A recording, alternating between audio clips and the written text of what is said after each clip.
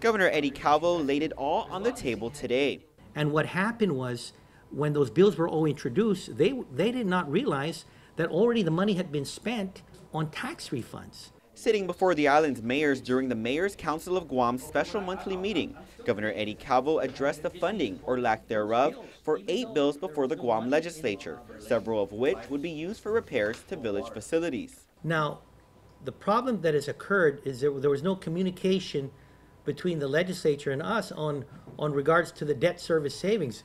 Before those bills were introduced, they should have asked the administration on what the status of the debt service savings, because I've always said the top priority was paying tax refunds. Earlier this week, the governor wrote to the Guam Legislature concerned over the use of savings from the refunding of 2007 and 2009 general obligation bonds.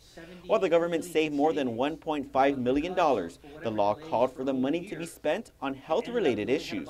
The governor says because there were no bills appropriating the money, it went to the next priority of tax refunds. And just as the mayors were informed of the matter, so were senators who went into the committee of the whole with administration officials. Senator Narissa Underwood, who introduced a pair of bills appropriating $250,000 to UOG and $500,000 to the Department of Education for vendor payments, says at no time were senators informed the money was not there. What I was trying to do was actually grab whatever I could of what was available, of cash that was available for DOE and UOG, in light of the fact that they were millions of dollars in the hole.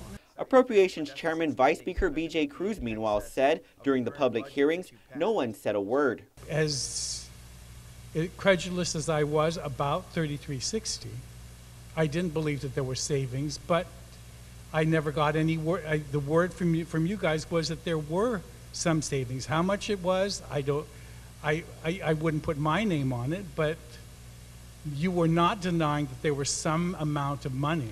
The governor, in the meantime, says while lawmakers cut $37 million in spending from the FY16 budget bill, there may be some hope for these appropriation proposals. I assume the legislature is going to look at how revenues pan out over the next few months, and if they're accurate on what we originally based on the revenue would be, then they're probably going to go for a supplemental budget that could solve some of the issues that have just been mentioned in all these bills that were introduced. Vice Speaker B.J. Cruz, meanwhile, is holding an oversight hearing next week Tuesday with the BBMR to discuss the $37 million shortfall.